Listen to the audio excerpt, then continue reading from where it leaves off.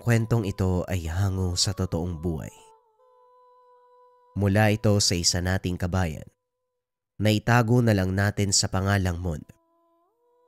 Walang eksaktong taon, probinsya ng Siquijor. Raval, palagi mong tatandaan, mapanganib ang aral na taglay mo. Hindi ko ito'y tinuro sa iyo para manakit. Ang prinsipyo ng kaalamang ito ay umiikot sa balanse, kasamaan at kabutihan. Alinman sa dalawang sumobra ay makakasama. Wika ni Tandang Islaw. Ang lalim nun, Tatang, pero nauunawaan ko po.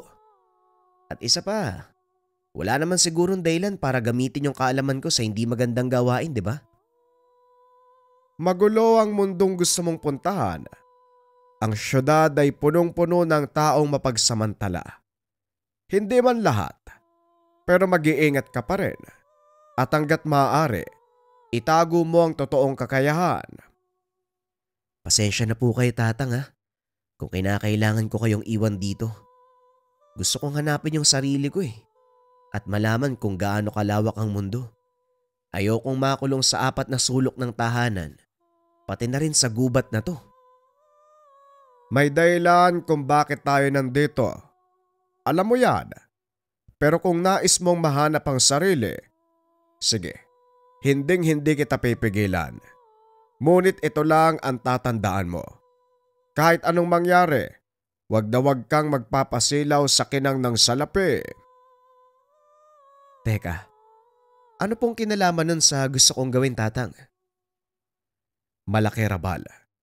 Hindi ka mabubuhay sa syudad kung wala kang pera. Hindi ko sinasabi na wag kang gagawa ng paraan para kumita dahil kailangan mo yon para mabuhay.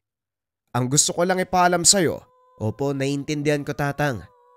Ang labis sa paghahangad ng kayamanan, kasakiman.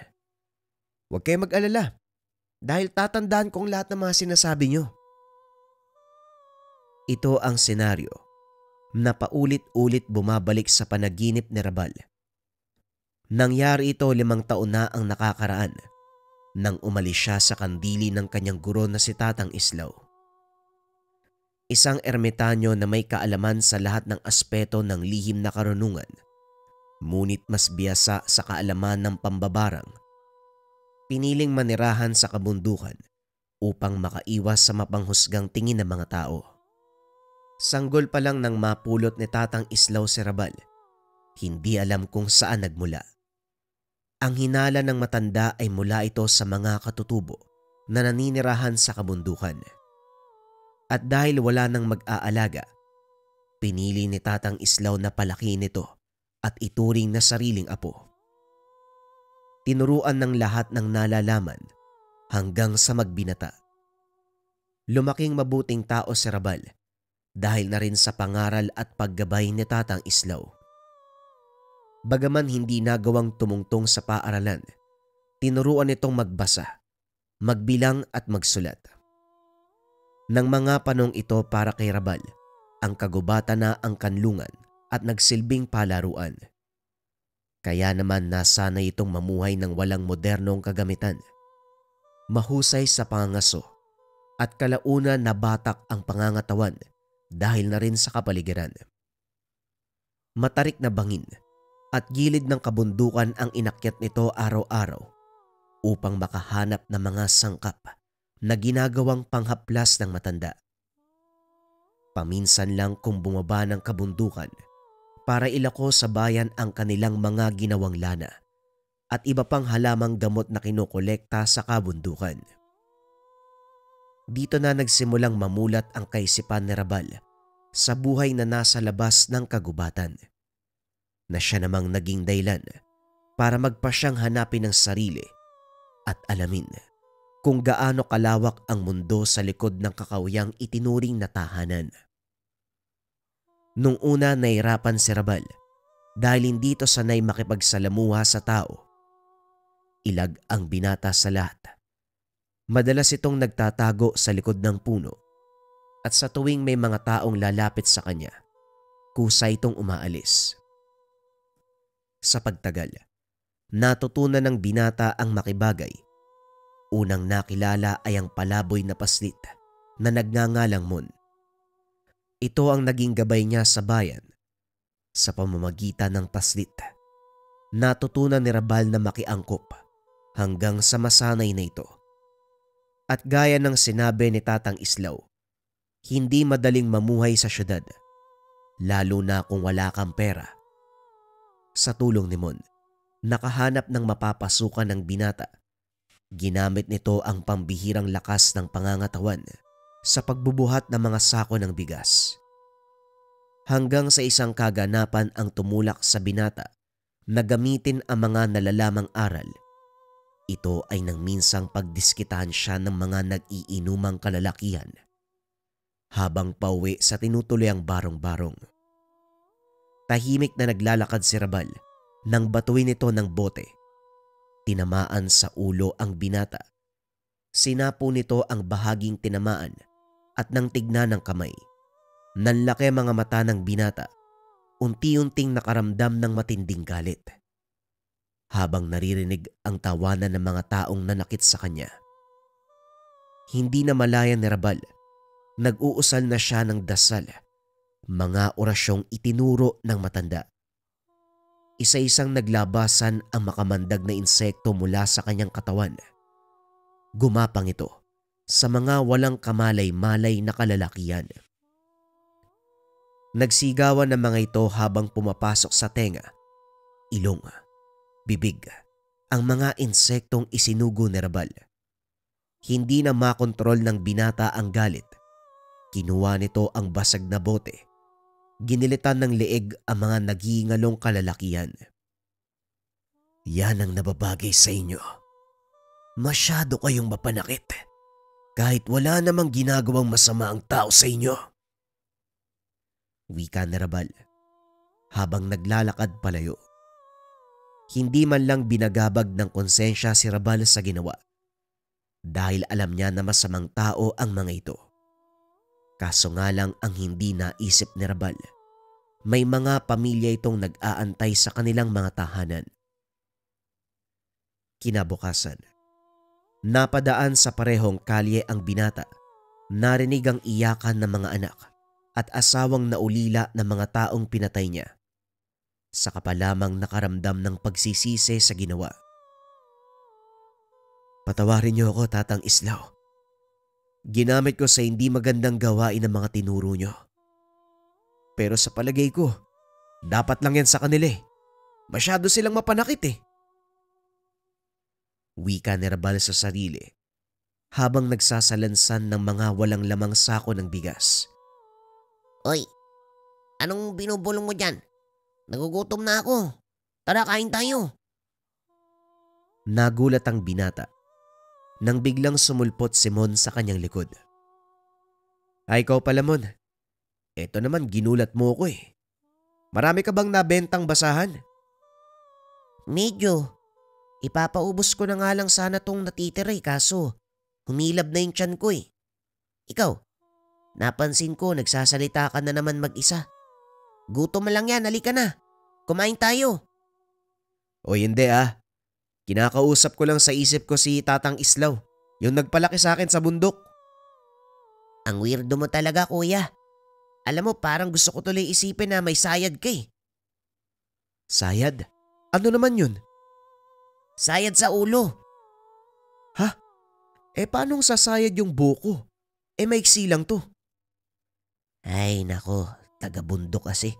Halika na nga, doon tayo kumain sa kabilang kanto. Masarap at mura ang pagkain nila doon eh. Binibiro lang kita, halika na. Gutom na rin ako eh. Walang nangyaring kakaiba ng araw na yon. Ngunit ang hindi alam ni Rabal, may isang taong nakakita ng ginawa niya nung nakaraang gabi. Habang kumakain ng dalawa, may isang lalaking lumapit at kinausap si Rabal. Kumusta bata? Mukhang masarap ang kinakain niyo ah. Gusto mo ba? Doon o marami, bumili ka. Natawa ang lalaki sa naging tugon ni Mon.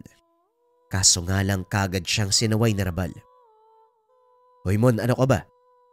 Hindi naman masama ang sinasabi ng tao eh. Manong, pasensya na po kayo ha. Medyo matabil lang talaga yung bunganga ng batang to. Ano po bang kailangan nyo? Wala naman. Gusto sana kita makausap ng tayong dalawa lang. May trabaho akong iaalok sa'yo. Trabaho? Kaso nagtatrabaho na po ako sa bigasan eh. Mas malaki ang kikitain mo dito. Pakinggan mo muna ang sasabihin ko bago ka magpasya. Sige po. Pero tatapusin ko muna yung pagkain ko ha. Baka gusto niyong sumabay. Hindi na. Busog pa ako. Pero magkakape na lang siguro ako habang inaantay kitang matapos. Sige po, kayong bahala ah. Mon, pagkatapos namin kumain, umalis ka muna ha. Ubusin mo yung natitira mong basahan para maaga tayo makauwi. Ako nang bahala sa hapunan mamaya.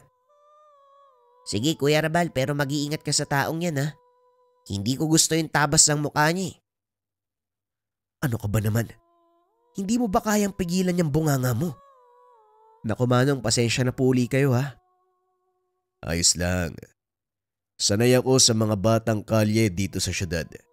Sige na, ipagpatuloy mo na ang pagkain. Matapos kumain, kagad nang umalis si Mon. Naiwan ang dalawa sa mesa. Kinuha ng lalaki ang pagkakataon upang kausapin ng masinsinan si Rabal. Ang pangalan ko ay Erning. Nakita ko yung ginawa mo sa mga tambay doon sa kabilang kanto. Hindi ko alam na merong kagaya mong gumagala dito sa syudad. Sabihin mo sa akin, anong ginagawa mo dito? Natigilan si Rabal sa mga narinig. Nung una ay hindi ito nakapagsalita sa takot na baka pulis ang kaharap. Nang makitang natatakot ang binata, biglang tumawa ng malakas si Erning. Huwag kang mag-alala. Hindi ako pulis. At gaya ng sinabi ko sa'yo, may iaalok akong trabaho. Anong klaseng trabaho naman po yun? Magagamit mo ng husto ang kakayahan mo sa sinasabi kong trabaho. Bukod doon, kikita ka pa ng malaking halaga. Pasensya na po Manong, pero hindi ko gagamitin ang kakayahan ko sa pananakit eh. Hindi bali na lang po. Hindi ka naman mananakit ng mabuting tao. Gagamitin mo ang kakayahan mo para pigilan ng mga masasamang loob. Ayaw mo nun, magiging bayani ka. Masamang loob? Tama Rabal. Kailangan ko ang mga kagaya mo sa gawaing ito. Masyado nang marami ang mga kriminal. Kailangan na silang bawasan. Nako, mukhang mahirap yung gusto niyong mangyari ah. Delikado po ang kakayahan na meron ako eh. Hindi po pwedeng basta ko nalang gamitin. Nauunawaan kita. Pero isipin mo na lang yung kasama mong bata. Paano kung isang araw, siya naman ang maging biktima ng masamang loob at mangyari sa kanya nangyari sa'yo? Gusto mo ba yun? Huminga ng malalim si Rabal. Tinitimbang nito ang mga nangyayari kung sakaling pumayag sa alok ni Erning. Pasensya na po. Hindi pa ako makakapagpasya. Hayaan nyo, pag-iisipan ko ng mabuti. Walang problema. Kapag nakapagdesisyon ka na, hanapin mo lang ako sa lugar na ito. At nga pala, ano bang pangalan mo bata? Raval po. Pasensya na ha. Napaka walang galang ko talaga. Hindi man lang ako nagpakilala. Walang problema Raval. Sige na, mauna na ako. Matapos ang pag-uusap, umalis na si Erning. Bumalik naman sa trabaho ang binata. Binaliwala nito ang alok na trabaho dahil wala namang nakikitang problema sa lugar.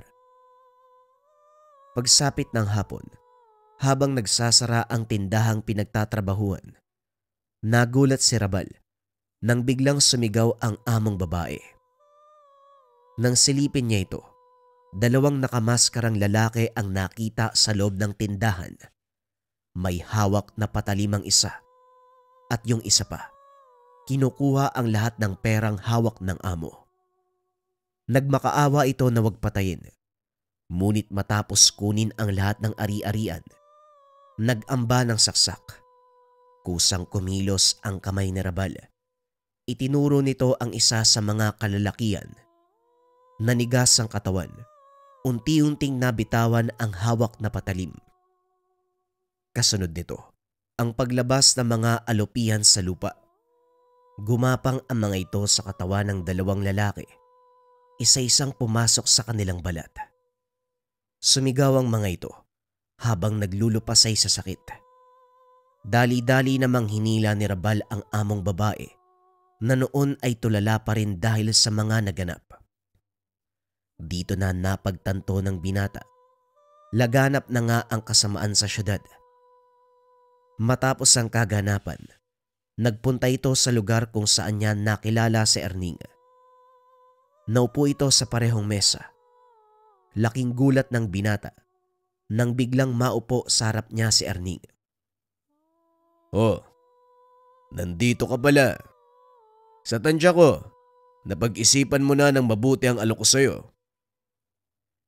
May nangyari kanina sa pinapasukan ko eh. Kamuntikang patay na mga magdanakaw yung amo kong babae. Yan ang sinasabi ko sa'yo, Rabal.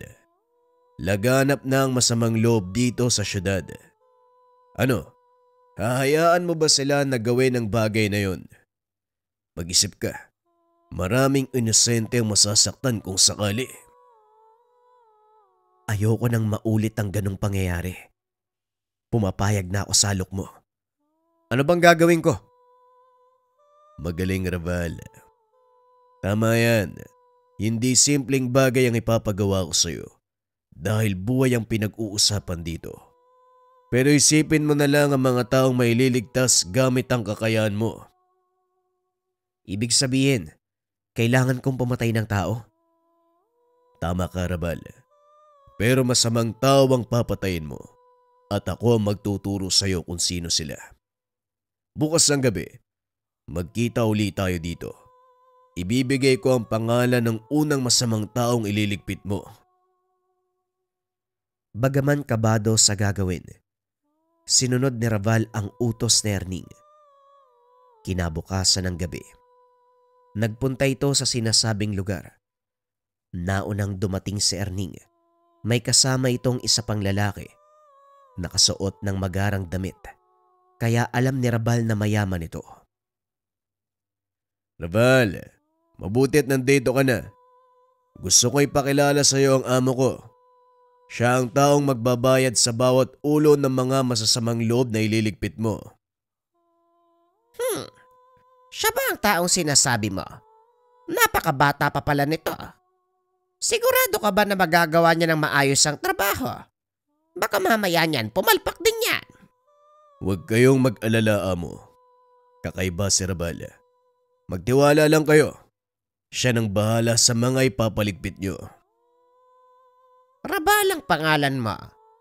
Bueno, hindi naman siguro lingid sa'yo na papatay ka ng tao, hindi ba? Sa totoo lang, diskumpiyado ko sa itsura mo. Huwag mong masamain ang sasabihin ko, bata. Pero mukhang ikaw yung tipo na hindi kayang pumitik ng lamok. Naku, amo. Hindi mo alam ang magagawa ng taong to. Basta ipapakita ko na lang sa'yo. Anong masasabi mo, Rabal? Hindi po ako magsasalita. Kung talagang masamang tao ang ipapaligpit nyo, hindi po ako magdadalawang isip. Teka, sino ba ang unang trabaho? Mukhang magugustuhan kita. Sige, tignan natin kung ano talaga may pagmamalaki mo, bata. Heto, siya ang unang taong tatrabahuin mo. Inabot ng matanda ang larawan ng isang lalaki na nakasuot ng maraming alahas. Nakuna nito habang bumababa sa isang magarang sasakyan. Ano naman po ang kasalanan ng taong to, Manong Erning? Ang taong yan ay isang kilalang negosyante. Nagpupuslit sila ng ilegal na droga sa syudad.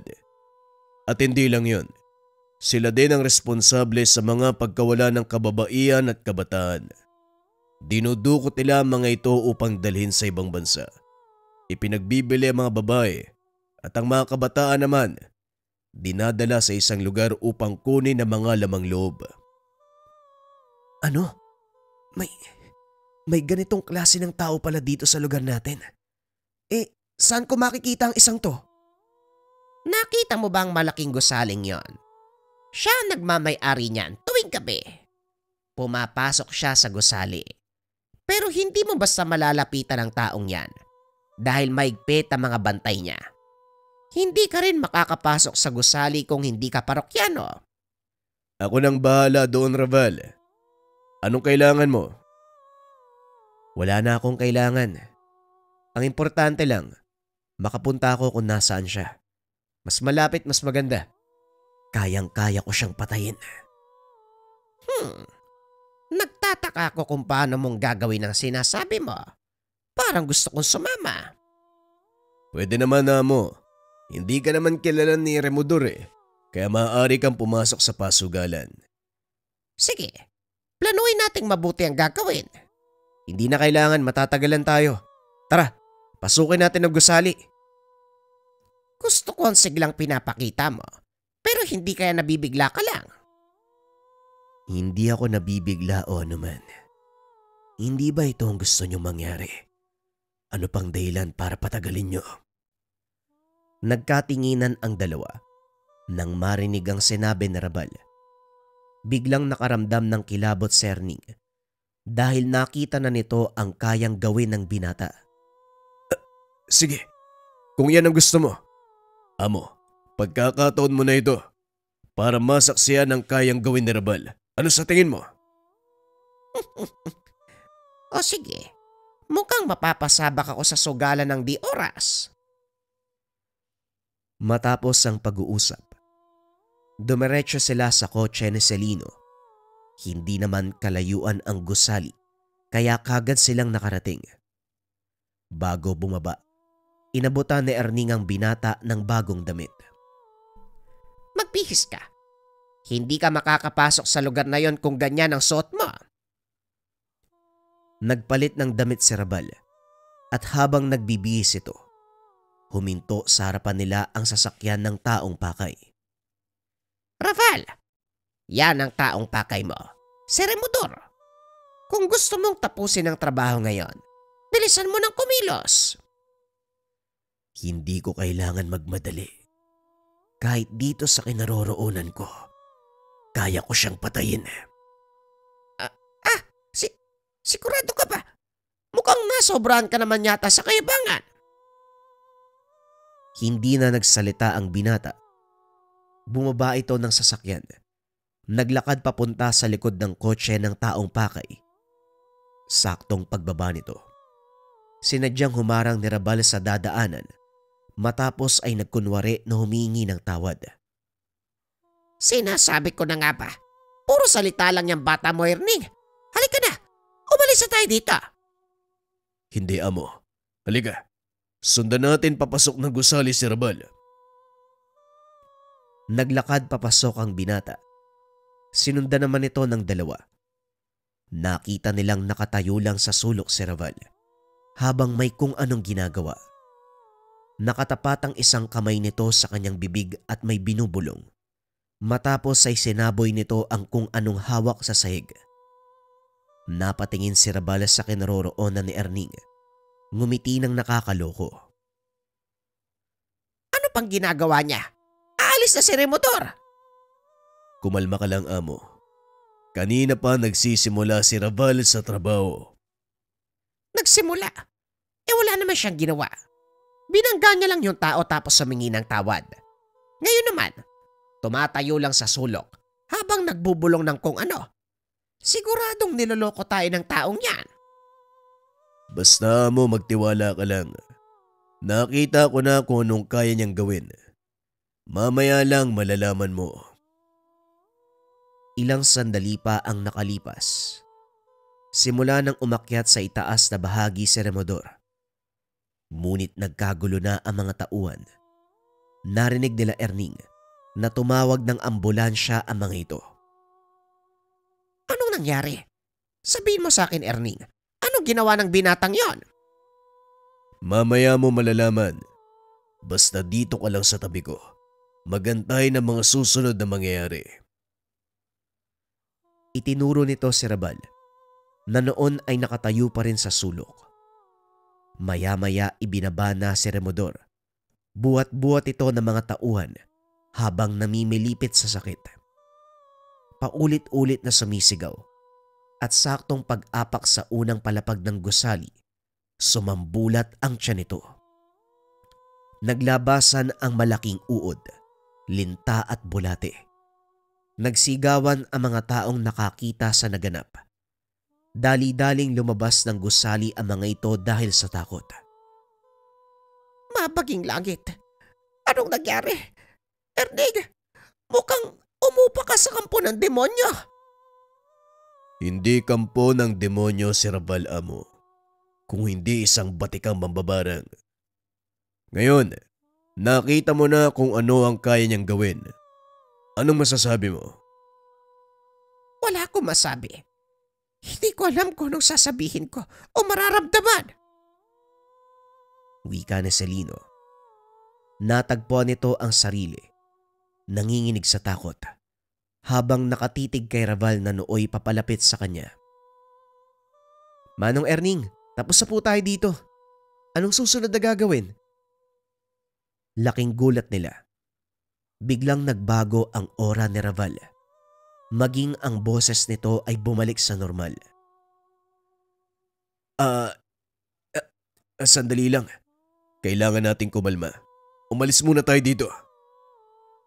Sa bahay ko. Doon tayo mag-usap. Marami akong katanungan sa iyo, Raval. Mabilis na umalis sa mga ito. Walang nakaalam kung ano ang nangyari kay Remodor at kung sino ang may gawa ng pagkamatay. Pagdating sa tahanan ni Celino, hindi nito pinalampas ang pagkakataon.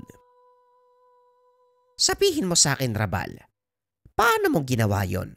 At saan ang galing ang kakayahan mo? Siguro akin na lang po yun. Pasensya na kayo ha. Hindi maaaring sabihin kung saan ang galing ang kakayahan ko eh. Ayos lang ang mahalaga. Nagawa mo ng ganapang trabaho. Nang walang nakakakilala. Ito, tanggapin mo ang unang bayad. Nanlaki ang mga mata ng binata. Makapal na bugkos ng pera ang inabot sa kanya ni Celino. Gaya ng sinabi ko sa iyo, Rabal, kikita ka ng malaki. Makakatulong ka pa sa mga tao. Huwag kang mag-alala. Maraming trabaho para sa iyo. Magantay ka lang. Ipapatawag ka ni Amo kung meron pa siyang ipapagawa. Hindi naman kaya masyadong malaking halaga to? Patay sa reaksyon mo. Ngayon ka lang nakahawak ng malaking halaga, tama? Pasanay ka na. Dahil simula pa lang ito. O siya, magpahinga ka. Ipapatawag na lang kita para sa susunod na trabaho. Matapos ang pag-uusap, tumuloy na si Rabales sa pag-uwi. Pagdating nito sa maliit na barong-barong, nakita nito si Mon na nakaupo sa pintuan habang hawak ang isang balot ng pansit. Mon, pasensya ka na. Ginabi ko sa pag-uwi. May bago na kasi kong Hindi na ituloy ng binata ang sasabihin. Biglang hinagis ni Mon ang hawak na supot. Oo, nakita ko na sumama ka dun sa taong kausap natin. Pasensya na pero sinundan ko kayo eh.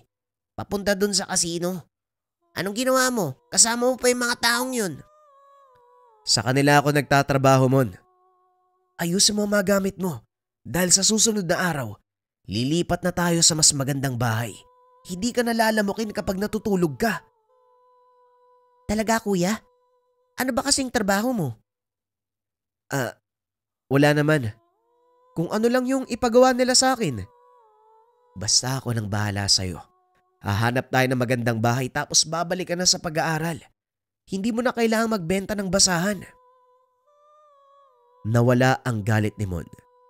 Nang marinig na babalik siya sa pag-aaral, ito ang pangarap ng paslit. Ito rin ang dahilan kung bakit siya nagpakahirap na magbenta ng mabasahan.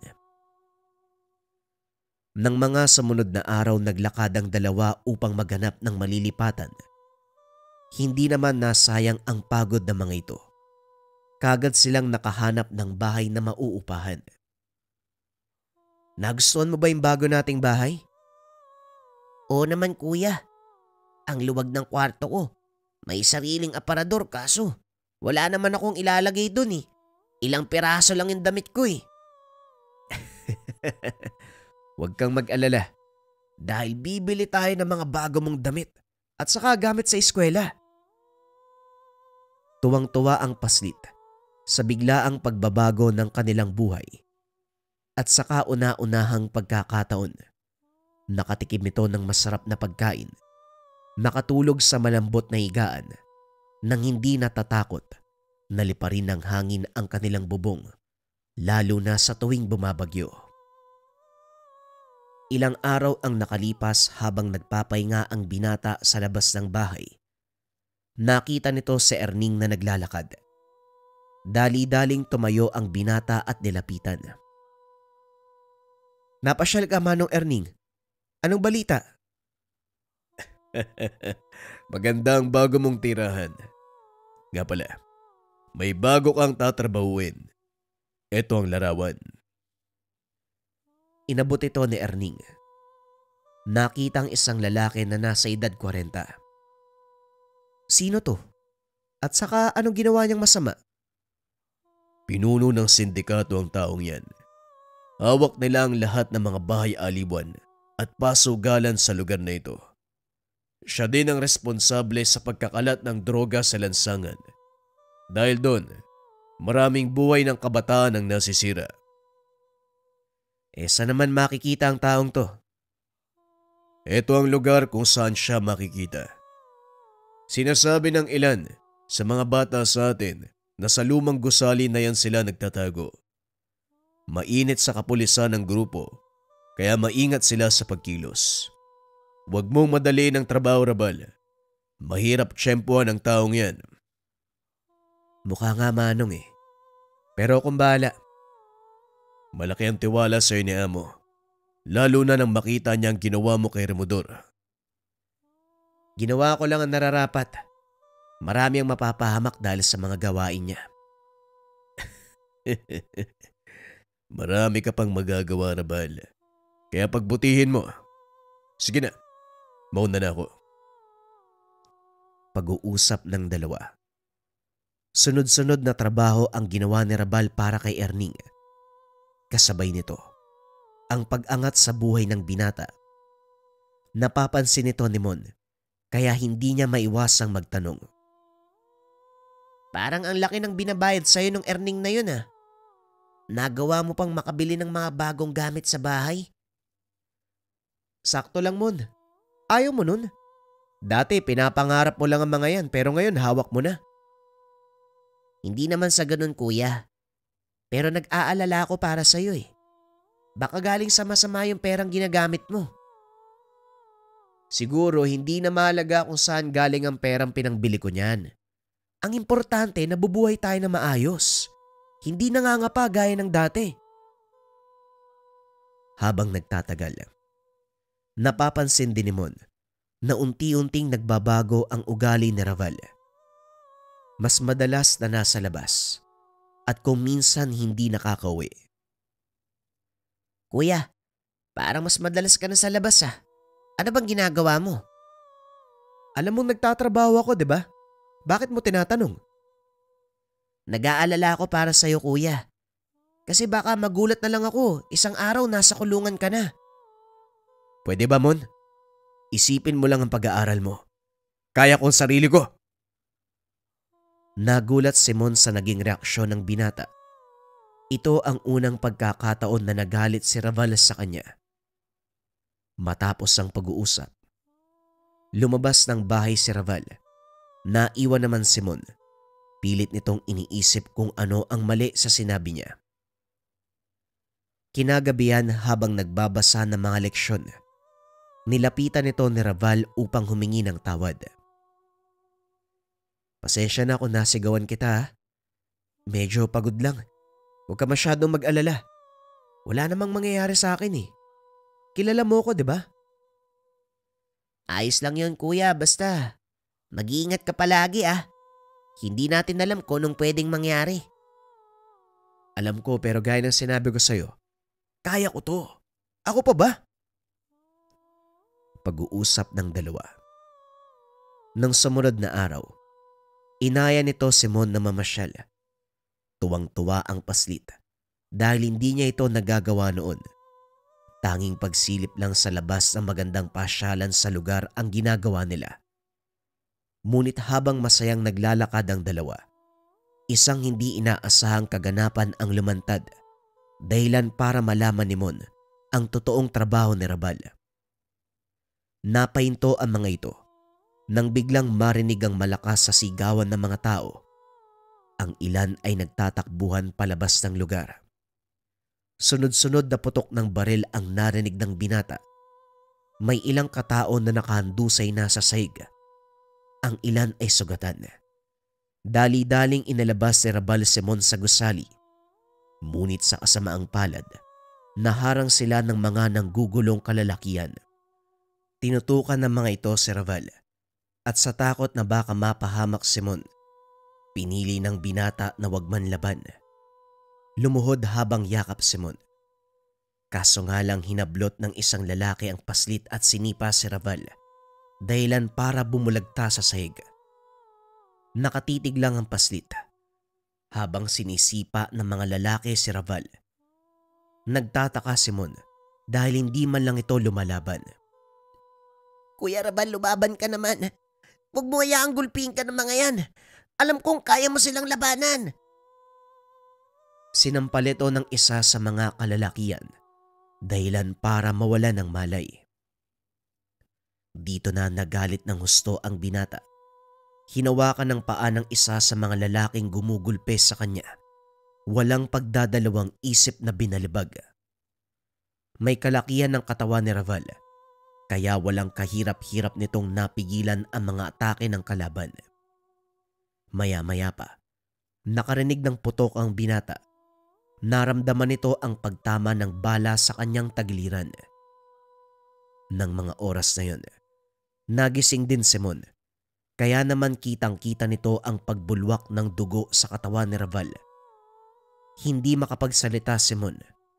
Wala ding nagawa dahil hawak-hawak siya ng isa sa mga lalaki. Kaso nga lang nagulat ang paslit dahil biglang tumayo ang binata na parang walang nangyari. Inunat ni Rabal ang kamay parap habang nakayuko ang ulo. Nagbanggit ng mga salitang hindi maunawaan ni Mon. Napatakip ito ng tenga dahil bawat salitang binibitawan ni Rabal ay tila tumutusok sa kanyang sentido. Ang ilang kalalakihan naman, hindi na namalayan ang ginagawa ng binata. Tuluyang nabingi. Ang ilan ay lumabas pa ang dugo sa tenga at ilong. Kasunod nito, gumapang palabas ng kanilang bunganga ang mga insekto, kagaya ng uwang, alupihan. Hindi maunawaan ni Mon ang nangyayari, lalo pa nang makita nitong dumampot ng kutsilyo si Rabal. Isa-isang ginilitan ng lieg ang mga kalalakihang ng gulo. Matapos niyang patayin ang mga ito, hinila niya palabas ng gusali ang paslit. Dinala ito sa ligtas na lugar at doon kinausap. Mon, ayos ka lang ba? May masakit ba sa'yo? Tulala ang paslit. Hindi nagsasalita dahil natatakot sa nasaksiyan. Dahil sa nangyari, nagdatingan ang mga otoridad. Dali-daling umalis si Rabal sa lugar. Nang makauwi, laking pasasalamat ng binata dahil walang natamong pinsala si Mon. Hinayaan niya itong magpahinga. Kinabukasan, nahimasmasan ang paslit. Mabuti naman nahimasmasan ka na. Ano, may masakit ba sa'yo? Imbis sa sagutin ng tanong, iba ang reaksyon ni Mon. Lumayo ka sa akin. May sa demonyo ka. Huwag mo akong lalapitan. Wika ni Mon habang pumipiglas sa pagkakahawak ni Rabal. Teka, kumalma ka nga. Ano bang sinasabi mo? Nakita ko yung ginawa mo doon sa mga lalaki. Pinatay mo sila. Demonyo ka, hindi ka tao. Kailangan kong gawin yon. Dahil kung hindi ako lalaban, papatayin nila ako. Papatayin ka nila.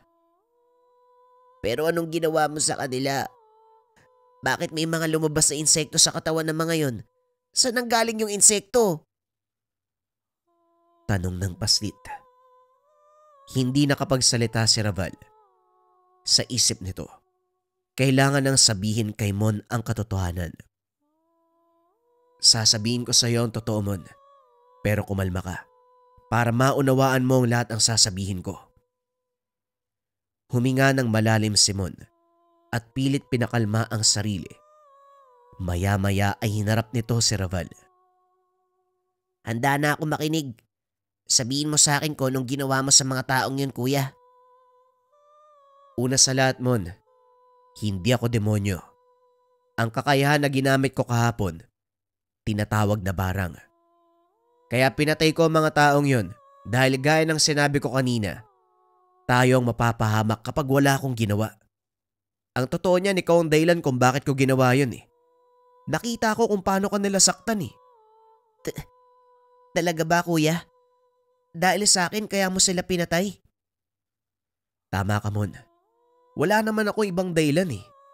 Ikaw ba? May naisip ka ba na pwedeng maging dahilan? Wala po. Pasensya ka na, kuya, kung nasigawan kita. Natakot kasi ako sa iyo eh. Hindi ako makapaniwala na may ganun kang kakayahan. Teka, yung trabaho mo kay Erning, huwag mo sabihing pumapatay ka ng tao para sa kanila. Tama ka, Mon. Pumapatay ako ng tao para sa kanila.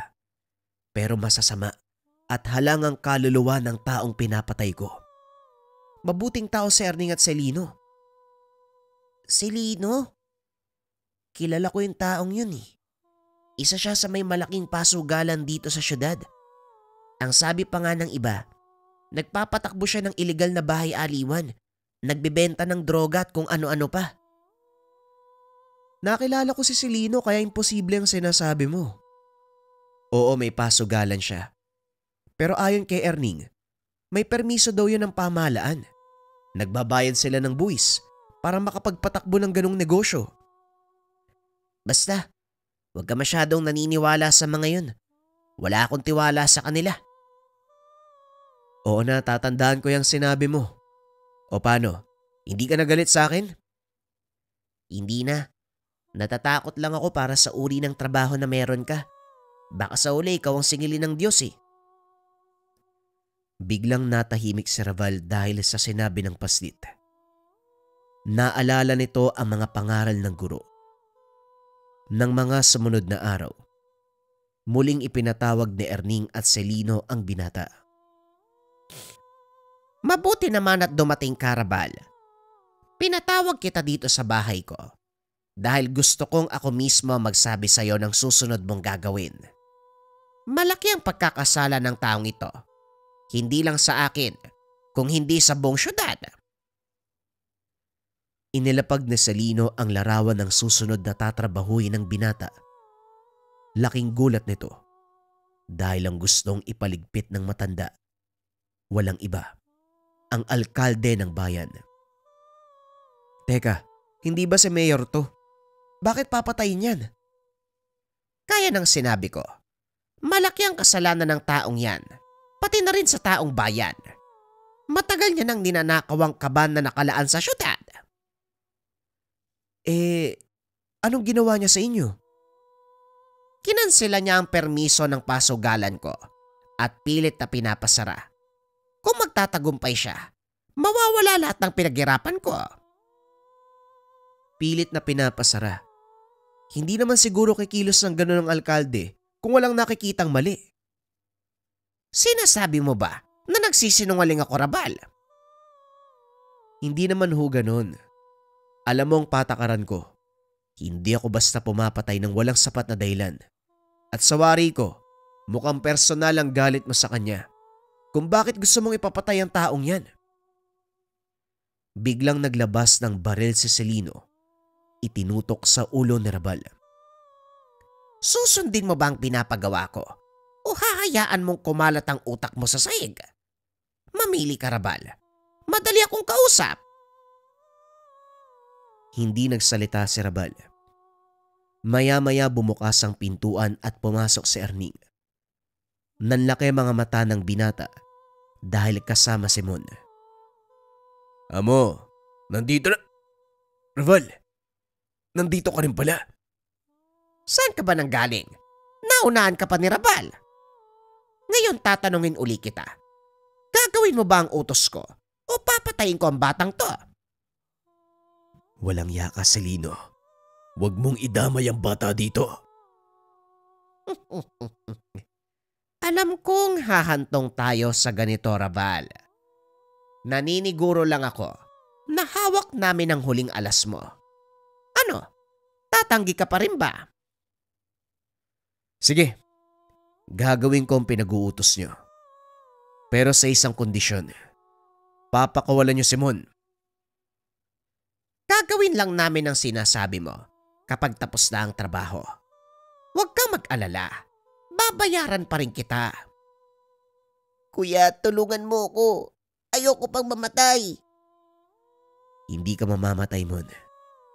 Sige, susundin ko ang sinasabi mo. Siguraduhin mo lang natutupad ka sa pangako mo. Oo naman. Sige na, lumakad ka na. Dali-daling umalis si Raval. Kaya nitong patayin ng dalawa sa pamamagitan ng taglay na kakayahan. Mas pinili ng binata na wag itong gamitin dahil maaaring madamay si Mon. Naalala nito, kamunti ka nang mamatay ang paslit sa nangyaring pagsalakay. Ilang araw pa lang ang nakakalipas. Habang naglalakad palabas ng tahanan si Rabal, sinundan nito ni Erning. Pasensya ka na, Rabal, ha? Hindi ko alam na ito yung plano ni Amo. Ang sabi niya sa akin, kailangan daw pumunta ng bata dito sa bahay dahil meron siyang ibibigay bilang tulong. Hindi ko talaga naisip na gagawin niyang pain si Mon. Huli na, Erning, pero nauunawaan kita. Kagaya ko, sumusunod ka lang din sa utos ng amo mo. Pero sasabihin ko sa'yo, ito na ang huling trabahong gagawin ko para sa kanya. Hindi ka basta makakaalis kay Celino, Rabal. Masyadong malawak ang koneksyon ng taong yun. Kayang-kaya kanyang hanapin. Kahit gaano pa karami ang koneksyon niya, hindi ako natatakot. Matapos makipag-usap, umalis ang binata. Ipinagpatuloy nito ang trabaho. Kinagabihan pinunta nito sa tahanan ang alkalde para isagawa ang pinag-uutos si Celino. Ito na ang huling beses na papatay ako ng tao gamit ang kakayahan na itinuro mo, Tatang.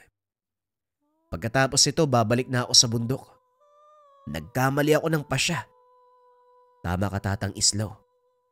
Talagang lalamunin ka ng ambisyon dito sa syudad.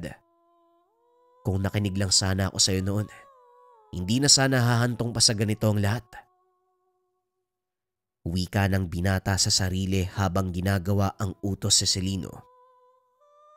Ilang sandali pa ang nakalipas. Natapos na ang gawain. Bumalik ito sa tahanan ni Celino. Bit-bit ang ulo ng alkalde. Pagdating sa lugar, hinagis nito ang sako na may laman na ulo. Nagawa ko na ang gusto mo. Ilabas mo si Mon. Magaling.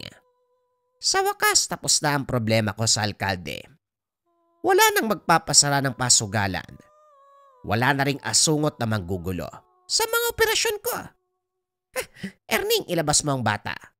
May isang salita ko, Raval. Ito na ang kabayaran sa serbisyo mo. Hindi ko kailangan ng pera. Pakawalan mo si Mon. Yun lang ang gusto kong kapalit. Yun naman ang napag-usapan eh. Pahala ka. Sayang ang perang to. Sige na. Hayaan na ang bata, umalis na kayo. Sadali lang, huwag kayong lalayo ah. May isa pa akong gustong ipatumba. Pero sa susunod na. Hindi na. Ito na ang huling trabaho na gagawin ko para sa'yo. Tapos na ako dito, Celino. Hindi yun ganong kadali, Rabal. Subukan mong tumakas. Tignan natin kung makalabas ka sa bayang ito. Marami akong galamay. Kayang-kaya kitang ipapatay. Sa tingin mo, hahayaan kitang mangyari yun? Wika ng binata sabay labas ng tahanan. Habang naglalakad, kinausap nito si Mon. Aalis tayo dito, Mon. Uwi tayo sa bundok kung saan ako nanggaling. Mas ligtas ka doon eh. Walang hahabol sa atin. Sige kuya, natatakot na ako dito eh. Ayoko na dito. Huwag kang mag-alala. Matatapos din ang lahat ng tumon. Pasensya na kung pati ikaw nadamay pa. Halika na, umuwi na tayo. Ako nang bahala sa'yo. Walang makakalapit sa atin dun. Payapa namang lumipas ang gabi. Kinabukasan na natili sa tahanan ng dalawa. Minabuti ni Raval na wag iwanang nag-iisa ang paslit. Dahil alam niya anumang oras, maaaring dumating ang mga tauhan ni Celino. Ilang araw ang lumipas. Tila hindi na nagparamdam si Celino. Maging si Erning ay hindi na rin nagpakita.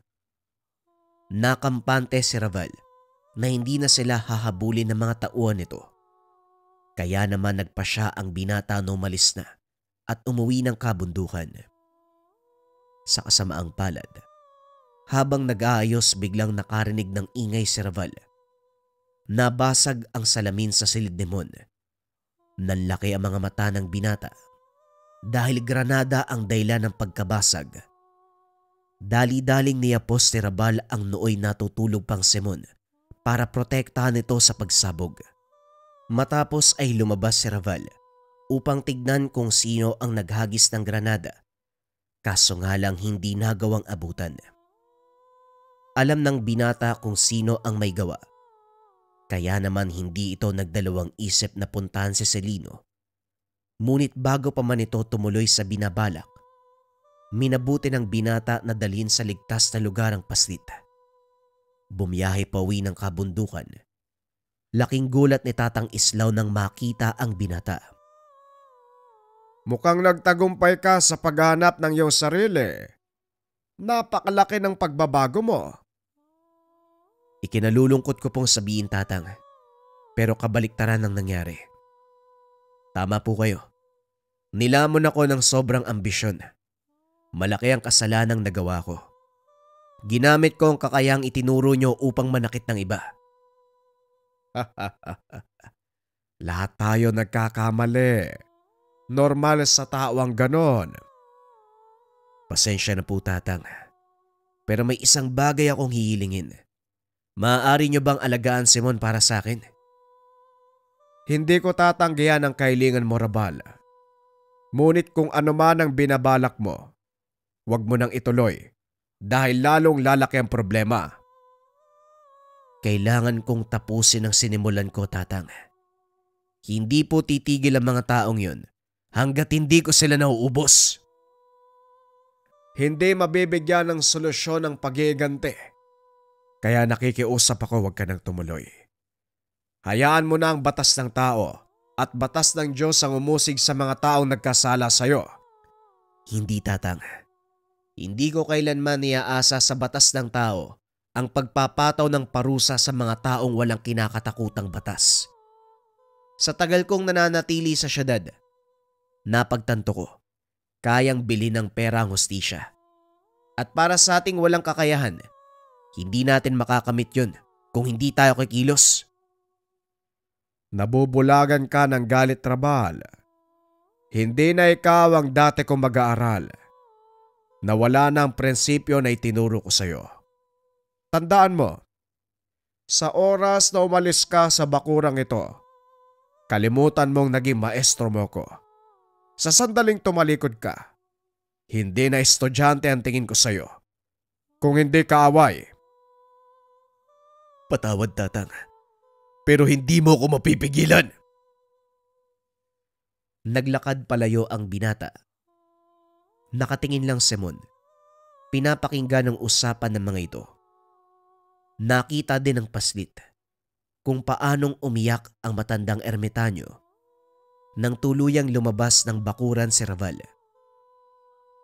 Lolo Islaw, ano po kaya kung sundan natin si Kuya Rabal? Kayo lang po yung kayang pumigil sa kanya eh. Sinabi ko na sa kanya, sa oras na lumabas siya sa bakuran, ituturing ko siyang kaaway.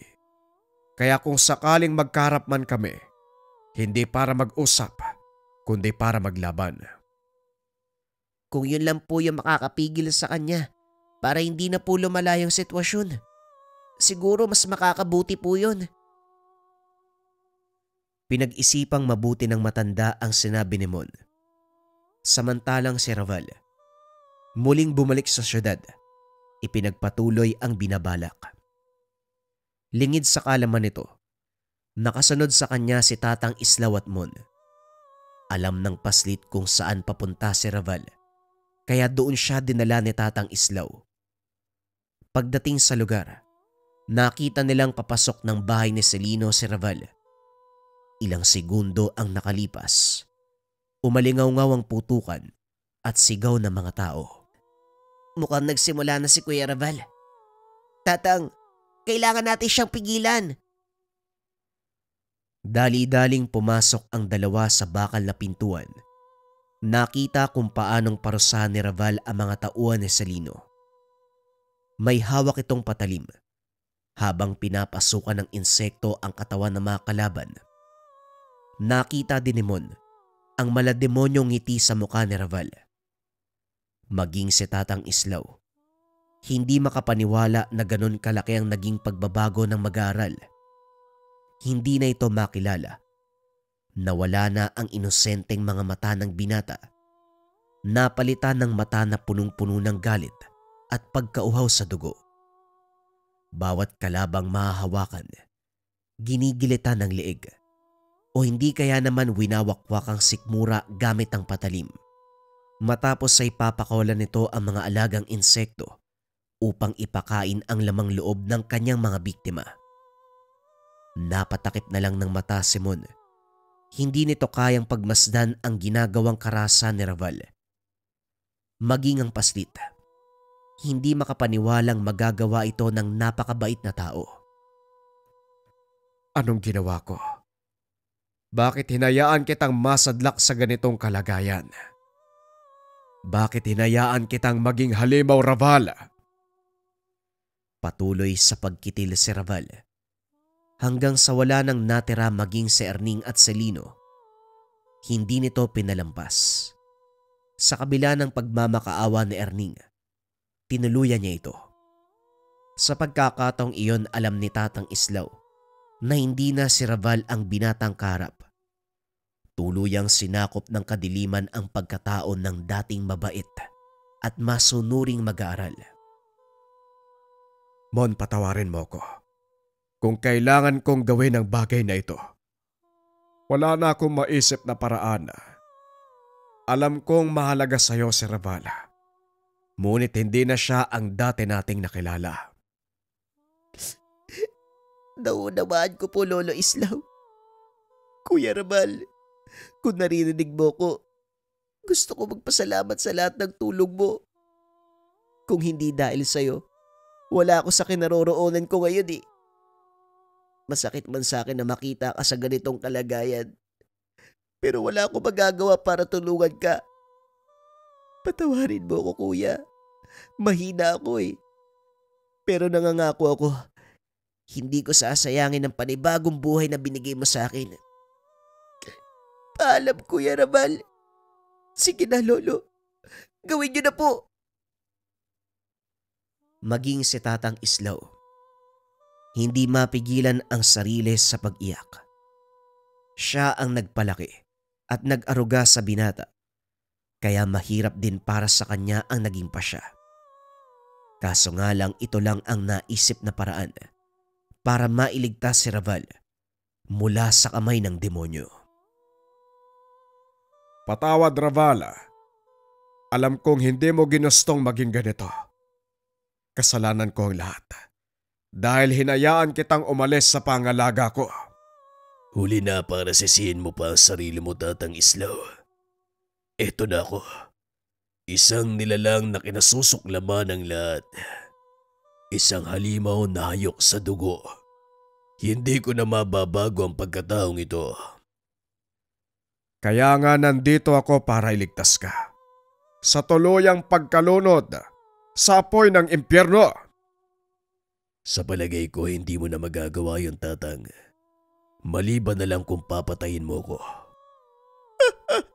Pero ang tanong, kaya mo bang patayin ang batang pinalaki at inaruga mo? Hindi na nga ikaw ang batang inalagaan ko noon. Demonyo ka. Isa kang halimaw. Itinaas ni Tatang Islaw ang hawak na tungkod. Nagbitaw ng malalakas sa dasal. Naglabasan sa lupa ang malalaking uwang na gumapang papunta sa katawan ni Raval. Sa kabila ng kanyang kalagayan, patuloy pa rin siya sa pagtawa. Ganyan nga, tanda. Patayin mo ang mahal mong mag-aral. Nabigo ka. Hindi mo ko nagawang pasunurin sa yapak mo. Isa kang malaking talunan, Tandang Islaw. Isa kang talunan. Patawad, Raval. Mahal kong estudyante. Binigo kita. Paalam. Ikinuyom ng matanda ang kamao. Binalot ng mga makamandag na insekto ang katawan ng binata. Unti-unting nawala ang boses hanggang sa tuluyang maubos ang laman at buto na lamang ang natira. Napahagulgol si Tatang Islaw. Hindi nito matanggap ang kabiguan. Hindi niya nagawang isaayos ang buhay na mag-aral. Matapos ang kaganapang iyon, muling bumalik ang matanda sa kabundukan kasama si Mon at ang mga bangkay ni Raval. Ibinaon nila ang mga ito sa mismong lugar kung saan napulot ni Tatang Islaw ang nooy sanggol pa na mag-aaral. Bakit po dito nyo binaon yung katawan ni Kuya, Lolo? Dito ka napulot ang Kuya Raval mo. Natatandaan ko pa noon, malakas ang ulan eh. Ngunit napakalakas ng pag-iyak niya. Kaya narinig ko mula doon sa kabilang bahagi. Siguro kung hindi umalis si Kuya Raval sa lugar na to, hanggang ngayon buhay pa rin siya. Ito ang tatandaan mo, Mon. Lahat na nangyayari ay may dahilan. Maging ang pinakamasakit na kaganapan sa ating buhay. At isa pa, hindi naman talaga nawala si Raval eh, dahil nandito ka. Hindi ba? Inalay ng Kuya Raval mo ang buhay niya para mailigtas ka. Oo nga po, at bilang pagtanaw ng utang na loob, pagbubutiin ko po yung pag-aaral. At nangangako po ko na kailanman hindi ko gagamitin sa kasamaan. Sa paglipas sa mga taon, naging matagumpay na manggagamot si Mon. Ginamit nito ang mga kaalamang natutunan sa panggagamot. Bagay na ikinatuwa ni Tatang Islaw. Sa kasalukuyan wala na ang matanda. Hindi pa rin kinalimutan ni Mon ang mga itinuro nito.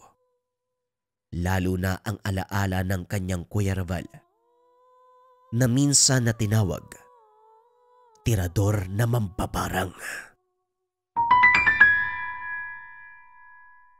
Eto na. Wow! Incenso candle, new version natin mga kabayan. Nakalagay sa can. Sobrang ganda ng itsura. Ayan, naka-laser engraved. We have 2 colors available. Ganun pa rin mga kabayan para sa ating incenso candle for cleansing. Meron tayong red version. At syempre hindi mawawala yung ating yellow version. Same incenso candle yan mga kabayan. Pili na lang kayo ng color na gusto niyo. Yung iba kasi ayaw ng red, yung iba ayaw ng yellow. Yung mga sangkap, babanggitin ko lang yung pwede kong sabihin. Syempre yung insenso, hinaluan din to ng haplas, dahon ng laurel at iba pang mga sekretong sangkap. Ang bisa nito mga kabayan, i-cleanse ang buong tahanan, i-cleanse ang sarili, same time i-cleanse yung mga gamit ninyo kung meron kayong gamit sa Likha merchandise or kung meron kayong mga lucky charm. Tinataboy nito lahat ng negatibong energy mga kabayan para maganda yung pasok ng swerte at iwas sakit na bunga ng negatibong enerhiya. Sinisindihan lang to 3 to 15 minutes sa umaga at sa gabi. Kung 15 minutes mo sisindihan mga kabayan sa umaga at gabi, maaaring umabot to ng more than 1 week kasi nakalagay sa can. Kung interesado ka kabayan, isearch mo lang yung shop ng Likha Merchandise or pindutin yung yellow basket sa baba.